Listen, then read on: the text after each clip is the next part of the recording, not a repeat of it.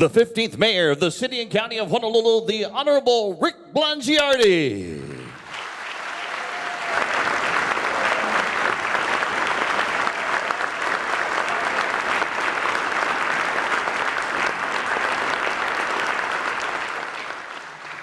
Thank you.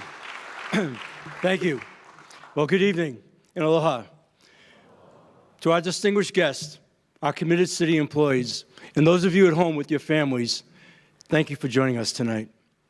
Many of you heard me describe this role as mayor as the leadership challenge, responsibility, and privilege of a lifetime. And I especially want to acknowledge the person whose love and support I could not do this job without, my wife, Karen.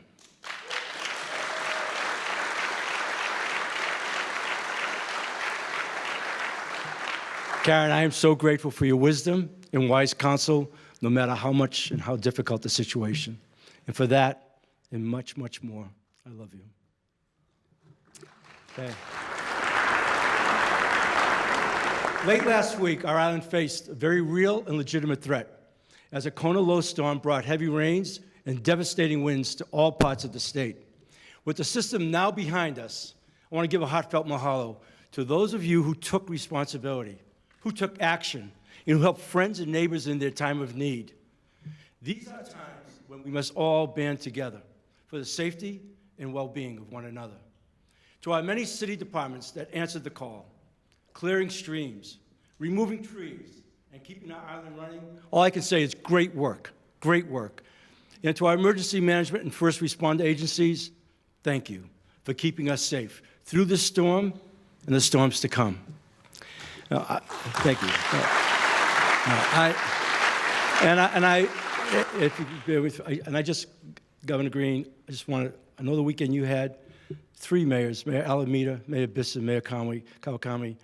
I know what you've been through. The fact that you guys are in the room tonight is amazing. Thank you so much from the bottom of my heart. Appreciate it. Now, I'm not going to have the opportunity to mention many of the people in the audience tonight, but I especially want to acknowledge our partners at Honolulu Hale, the members of our City Council. Thank you for your collaboration and dedication to our communities. This is my 6th State of the City. I have never been more proud or confident in the leadership team we've assembled over the course of the past 5 years. To the members of our cabinet, our directors and deputies, your contributions and your sacrifices are truly immense. Our collective success is because of all of you. Would all of you please now stand and be recognized? Please stand up, be recognized.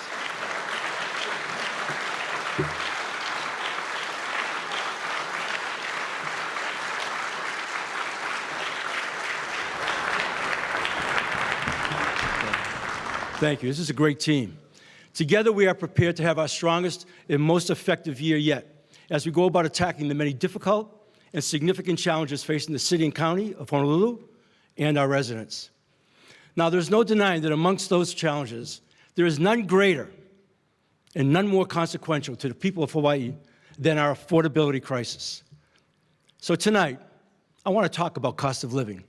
In fact, with a few exceptions, it's all I want to talk about.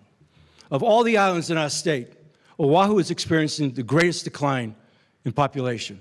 And for those battling the prospect of outmigration, the scarcity of affordable housing is what scares people more than anything. And I can assure you, we will address that tonight. But housing is far from the only factor at play. Simply put, time is money. And from our perspective, with regard to the cost of living, everything we do in city government has a nexus to affordability.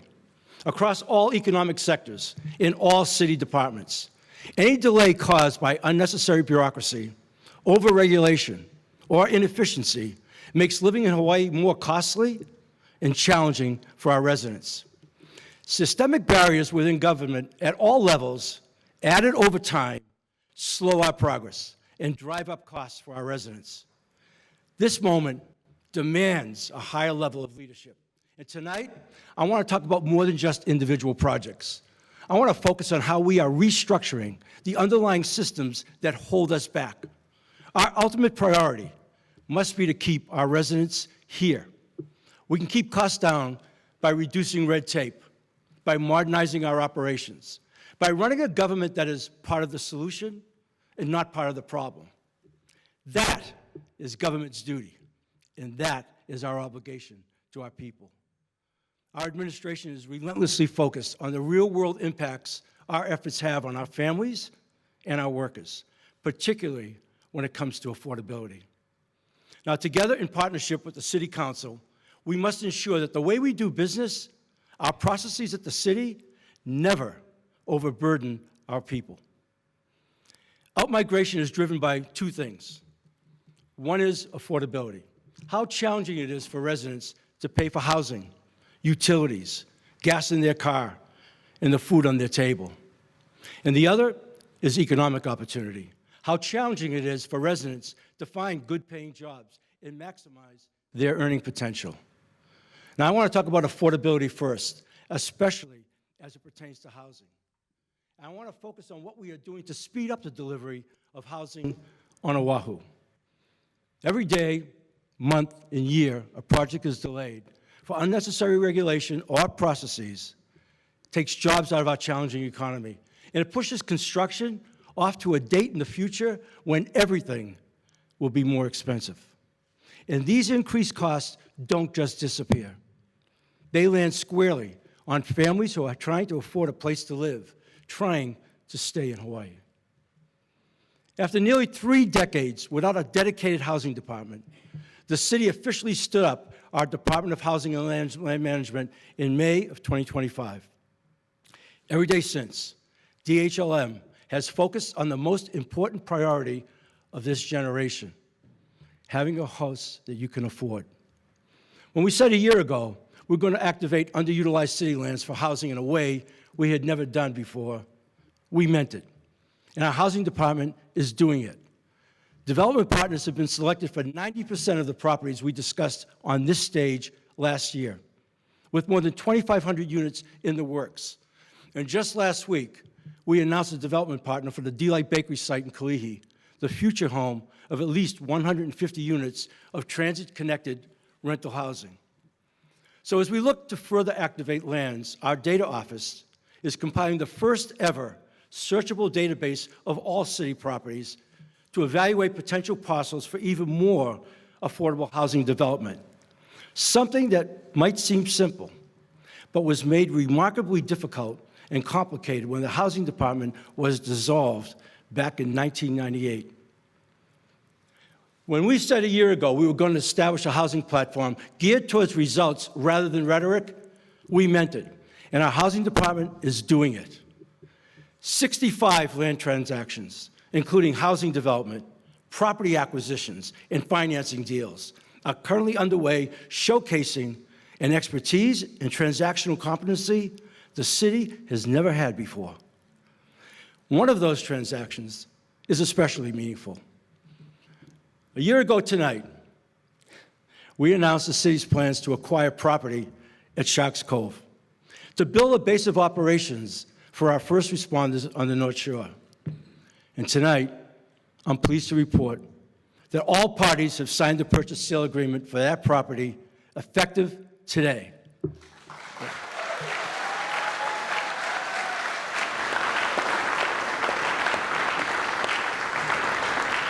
Yeah.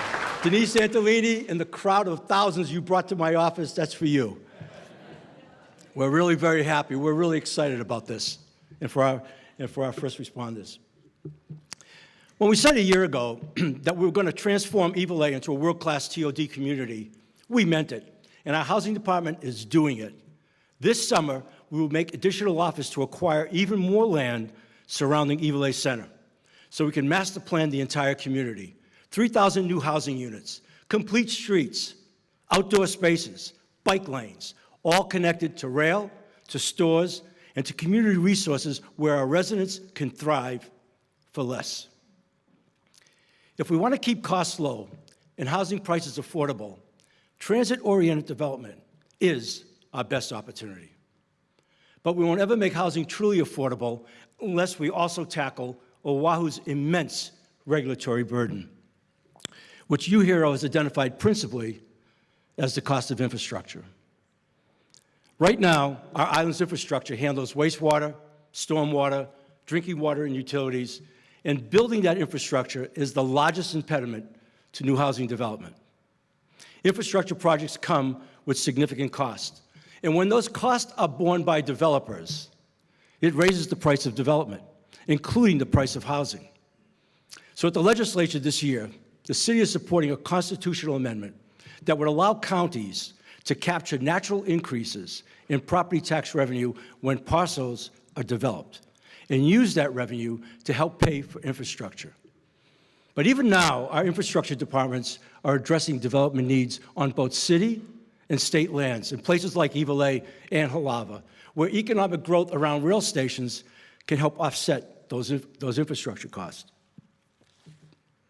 Now, the city is also taking the lead on zoning changes around Skyline stations, taking the burden away from developers and saving them years of pre-development work.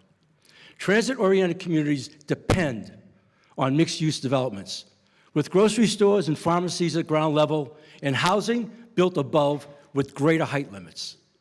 But we need to enact zoning changes to allow this kind of development.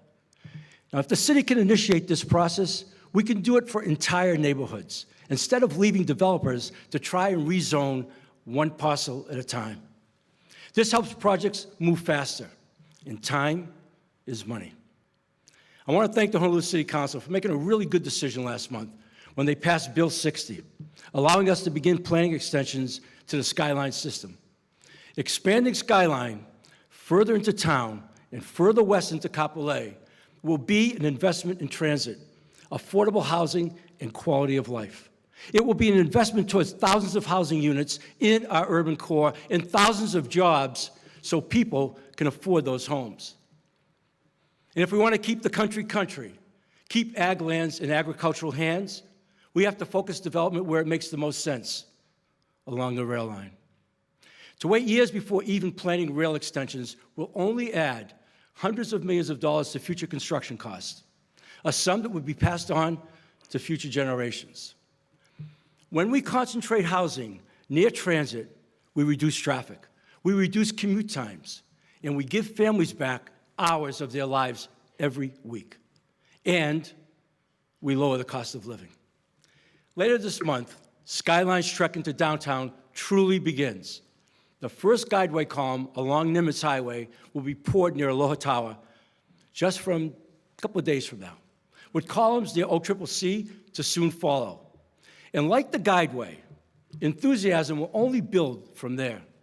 And we're already seeing that enthusiasm in record numbers aboard the trains that are currently running.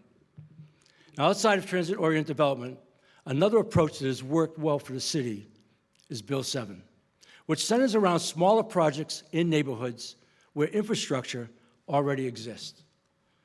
For generations, walk-up cinder block apartments define neighborhoods like Macaulay and Mo'iliili, giving local families, including my own family more than 60 years ago, a way to put down roots in our urban core.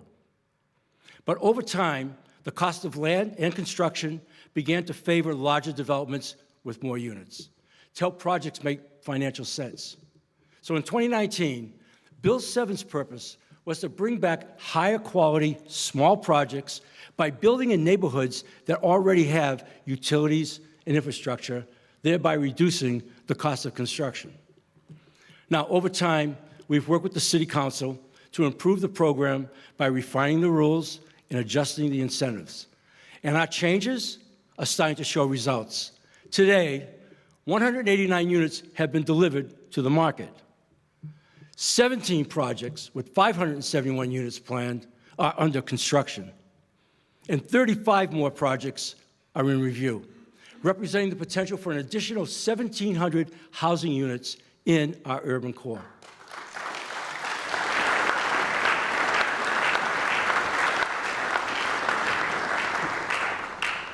So another pivot away from the past and toward a new future is to take a hard look at our affordable housing requirements. When developers receive taxpayer funds to incentivize housing construction, those developers must produce a certain number of below-market homes that the middle class can afford, in addition to market-rate units, But if these requirements are not calibrated carefully and projects don't pencil out, a policy meant to create affordable housing can end up making it harder to build any housing. Consequently, we've partnered with UHERO to take a data-driven look at all of our housing policies to make sure they are working for us and not against us. So here's an example. Right now, when we're processing affordable housing projects, the city and state disagree on where to draw the line between affordable and market rate units, as well as the number of units that need to be affordable. Now, this is a policy difference that makes absolutely no sense. If we're serious about solving our housing crisis, we have to be willing to change rules that are not working, and we have to do it smartly. We have to be willing to deregulate smartly and prioritize speed without sacrificing safety. We have to partner with the building industry, not work against it. We have to crowdsource ideas to get feedback from those of you who actually build housing. And we have to share ownership of the solutions. Our housing department is actively working with more developers right now than we have ever done in the past, because we cannot build housing alone. We need everyone pulling in the same direction. And we need the private sector. And we need the state. We need to be better at coordinating public land use, infrastructure problems, and housing finance so we can move projects faster with greater certainty. And when the city and state are aligned, we reduce friction. We lower costs to deliver homes for local families. Now, when we talk about building housing faster, we are talking about building all kinds of housing faster. When developers build more market rate units, people move up. When we add supply at the top, families can move into bigger or newer homes, creating availability all the way down the housing market. Now look, that's just basic economics. Every new unit we build, no matter the price, eases pressure on the entire market and lowers costs at every level. Now, our residents believe our priorities are in order. Polling released earlier this year asked more than 900 people what they thought about housing, and the results could not have been more clear. 71% said we needed to build more housing as quickly as possible. 75% said they believed government red tape was a barrier to getting things done. And 79% said we should build more homes and shops and create more jobs near bus and skyline stations. Now, look, we agree with all of that. Overwhelmingly, our residents say they want us to make difficult decisions, to support bold solutions so that they can afford to stay in Hawaii. And this is what we're delivering: faster timelines, lower costs, more help with infrastructure, because our families don't need more housing plans. They need more homes, and they need them now.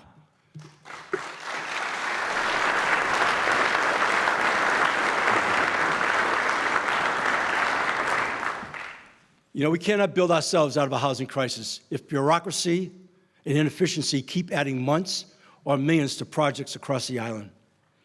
Historically, one of the known obstacles to efficient government has been the Department of Planning and Permitting.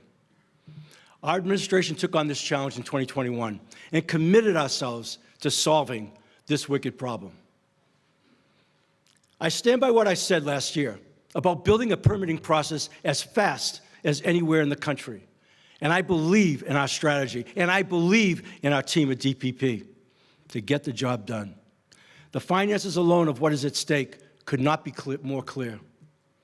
Last year, DPP approved a record $3.3 billion worth of construction permits. And every one of those permits represents a high-paying job being created for someone, a new business being built, or a family finding a place to live. And the faster we can issue permits, the more we can invest back into our local economy, helping us keep construction costs low, housing prices affordable, and our residents here in Hawaii. When we talked about DPP last year, we were hard at work replacing a dying system. And last summer, we did exactly that when we launched HNL Build. And this year, our attention is on the user experience, because even though technology changes fast, people do not. Most importantly, we are investing heavily in training, support, and confidence building to improve the H&L Build experience for all customers, and especially our staff. Modernization only works if the people using new systems feel comfortable doing so. And our culture, our processes, and our training programs are still very much a work in progress. But even if we install the most advanced software available on the best machines we can buy, we accomplish nothing if our employees don't know how to use it, or worse yet, if they resist using it. So, in our opinion, modernization applies even more to culture than it does to computers. Across the city, and especially at departments like DPP, we are working to build a culture that embraces change, instead of one that fights it. Now, the hard truth is that every day one of our departments clings to an outdated process is another day families spend waiting, and our families cannot afford to wait. DPP has deployed AI tools like CivCheck to improve plans that are being submitted before they ever reach a human for inspection. And later this summer, CivCheck will also be available for commercial projects. Every plan that is first reviewed by AI Assist makes our work at DPP more efficient, speeding up review times, eliminating review cycles, and most of all, lowering costs. We also believe in transparency at every step of the process. The days of review timelines with no accountability are over. With H&L Build, applicants know if their plans are with their design professional, with DPP, or with another agency. And H&L Build lets us track that data so we can work with each stakeholder and improve their workflow. And finally, we need design professionals to hold up their end of the deal. Design by permitting cannot be the status quo. Plans cannot go through 8, 9, or 10 review cycles. Every poorly drawn plan that requires multiple reviews slows down the process for everyone. With H&L Build, applicants can see where the ball is in their court, even if their design professional says it isn't. Because if accountability is good for us at the city, it's good for everyone. You know, sometimes we forget that half of what DPP does has nothing to do with building permit applications, half of what they do. Launching H&L Build has been a monumental undertaking, one of the biggest challenges of our administration. And I want to thank Donna Puna and Brian Gallagher and the entire team at DPP for all of their hard work and commitment that went into this new system. It was incredible.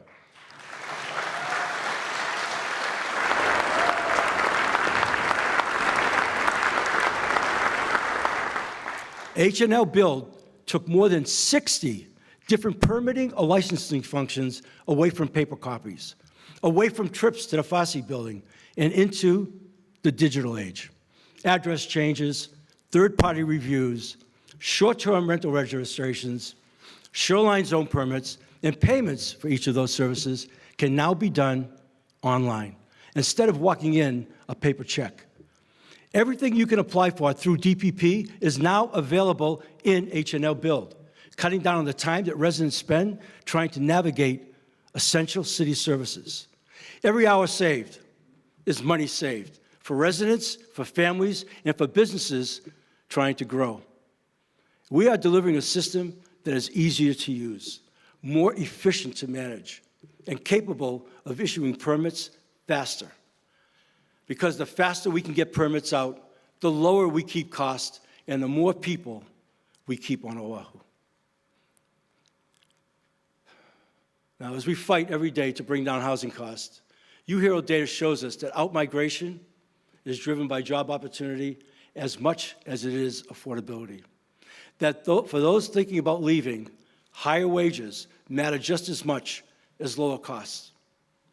When wage growth stalls, when residents can't find jobs, our economy starts to lag behind the rest of the U.S., magnifying Hawaii's cost of living challenges.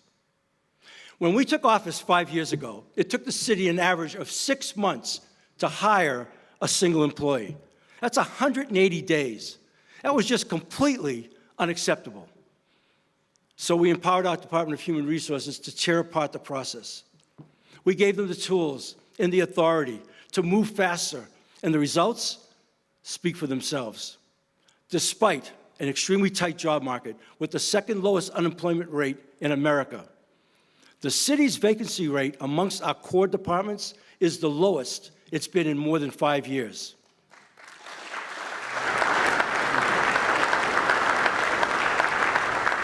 And for the fourth straight fiscal year, we are reporting net positive employee growth. That's the first time in 25 years. Within the city, we have worked to raise pay for hard-to-hire professions. We had to do that, including engineers and medical professionals, to help us stay competitive in the job market. We were just not there. For those seeking jobs outside the city, our Good Jobs Oʻahu program has been a resounding success, helping nearly 6,000 people increase household income through training for careers in sectors like healthcare and clean energy. And separately, the DCS American Job Center, our federally funded workforce training hub, supported an additional 4,000 people last year with case management that also includes pathways to housing for many of our clients. And later this year, we'll begin rolling out the city's first small business loan fund to help local entrepreneurs get off the ground and grow their ideas here at home, helping to employ more local residents. Now, we will continue to be aggressive about hiring and workforce development because we know there are challenging economic times ahead. UHERO data is projecting slow growth in jobs and wages over the next few years. And with our residents tightening their belts more than ever, city government has to do the same. Earlier this month, we proposed a city budget that was $133 million less than last year. Thank you. And balancing that budget is only going to get harder when you factor in the loss of federal funds. Over the past 5 years, the city received almost $900 million in supplemental federal dollars, all tied primarily to COVID relief. Those funds are no longer available to us at a time when everything is going to get more expensive. Over the next 4 years, the cost of collective bargaining increases alone will outpace the city's projected economic growth. That's staggering. And let me just be clear, those wage increases are a good thing for our workers and for the economy, but it also makes for a very real challenge when we balance the budget.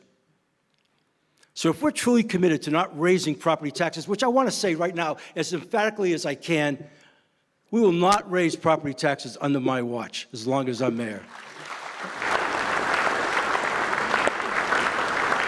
City government needs to do more with less. And across the city, we are modernizing the tools our employees use so they can work faster, smarter, and more efficiently. In the upcoming fiscal year, our countywide adoption of Microsoft 365 will include Copilot AI, a tool that will help us automate tasks and analyze data across the city. We are focused on implementing AI that can handle repetitive assignments, manual data entry, routine calls, so that our employees can focus on the work that requires a human touch. Last fall, our Department of Customer Services deployed a voice AI system to handle phone calls from the public about routine city services. For example, like, when does my trash get picked up? Or where can I pay my taxes? That AI system is already handling 40% of those calls. And our employees now spend their time helping residents with complex issues, instead of answering simple questions over and over again. Now, a similar tool is available on the city website too, providing real-time answers to questions about driver's licenses and car registrations. And we've even expanded our use of AI to pay utility bills for our city buildings, another example of a repetitive task that can be automated smartly.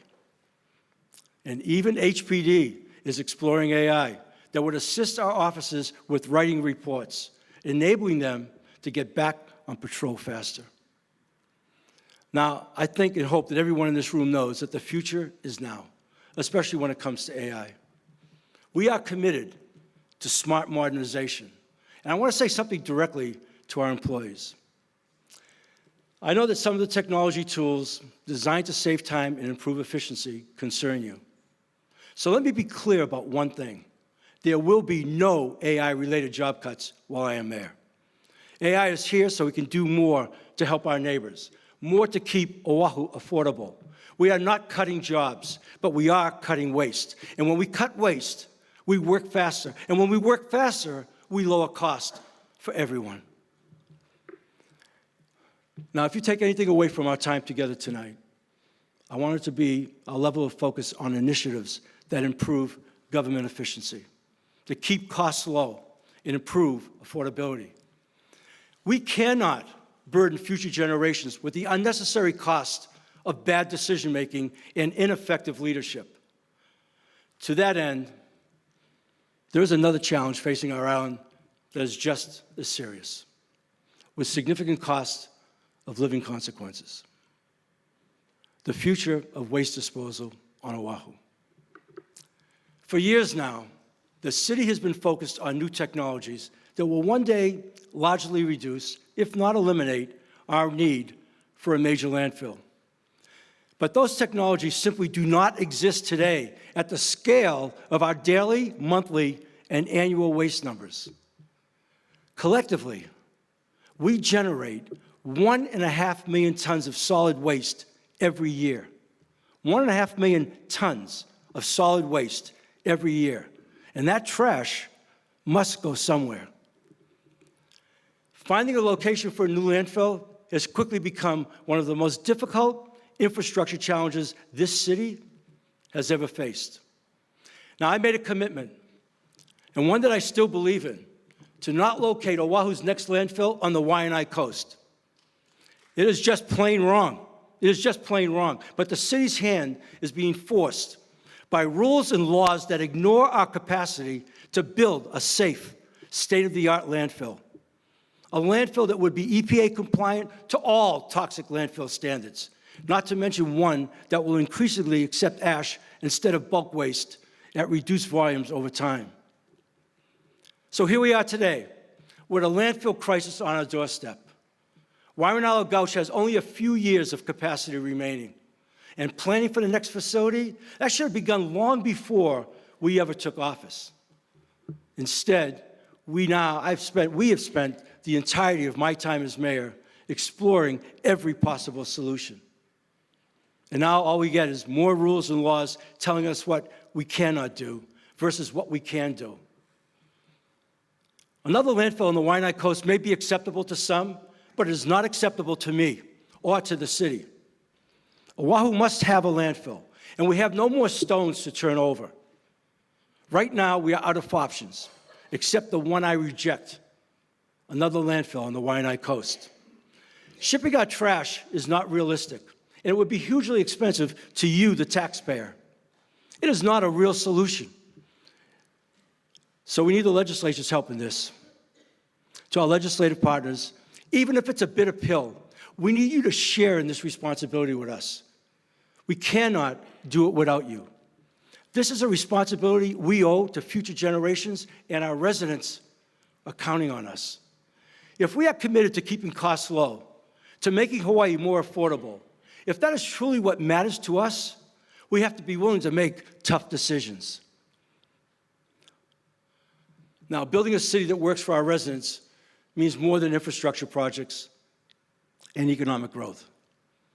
It also means making sure we are addressing the most urgent human challenges facing our communities, including homelessness. Now, we've gotten smarter about how we find people in need and how we deliver the services they need to get off the streets. From the very beginning, the focus of this administration has been on getting people and families off the streets and into treatment beds and shelters where we can provide an appropriate level of care, especially for mental illness, drug and alcohol addiction, or physical ailments. To do that, we invested in CORE, our crisis outreach team, to engage and triage the chronically homeless. We invested in properties, and the governor invested in wraparound services to ensure we had treatment beds available. Waikiki Vista, Iwilei Center, Leahi Hospital, A'ala Respite, Hau'ula Family Center, not to mention the hundreds of colleagues provided by Governor Green and his team. We invested in environments where our most vulnerable neighbors could be treated safely and effectively. And we've helped reduce the tremendous burden being placed on EMS, on law enforcement, and on our overcrowded emergency rooms.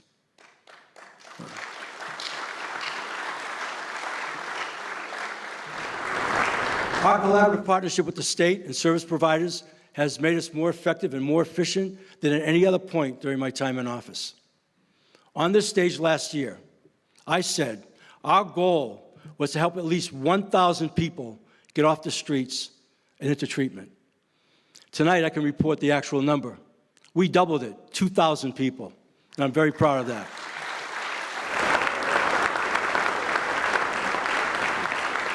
And we're getting better by the day, and I can tell you right now, the results are visible across our community. Our streets look different. They feel different. And behind those numbers are some remarkable success stories. Last year, I told you about Kumu Oʻahu, our groundbreaking shelter that focuses on brain health and cognitive function. To date, every single person who received treatment through that program remains housed today. Not a single one has ended up back on the streets. Thank you. Thank you.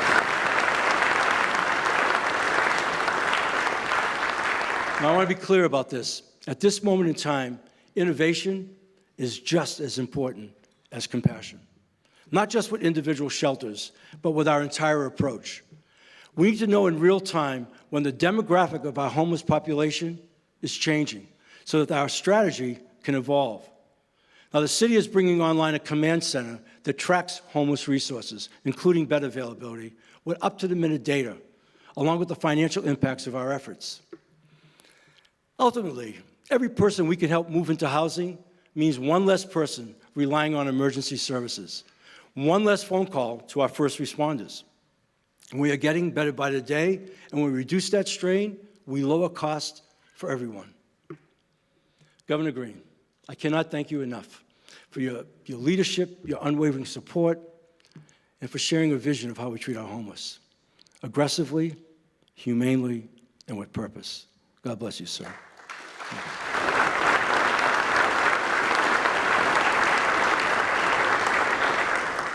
And finally, to our service providers and to the key city and state contributors to our homeless working group, to you I say, bravo, great job, mahalo for all that you do and your continued commitment and tireless work to help those truly less fortunate. Now I want to bring us back to where we started tonight.